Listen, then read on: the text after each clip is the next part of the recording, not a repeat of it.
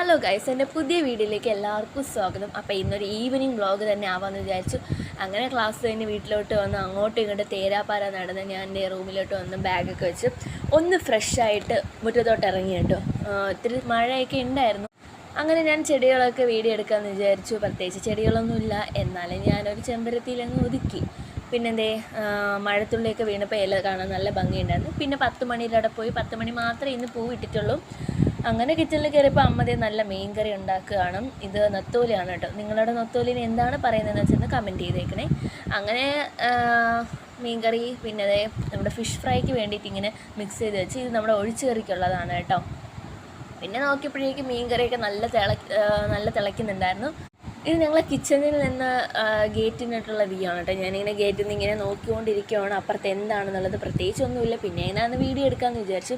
പിന്നെ നല്ല ശോകമായിരുന്നു കേട്ടോ. അങ്ങനെ ഞാനൊരു പഴം എടുത്ത് കഴിച്ചു, ഒരു സ്പ്രൈറ്റും കുടിച്ചു.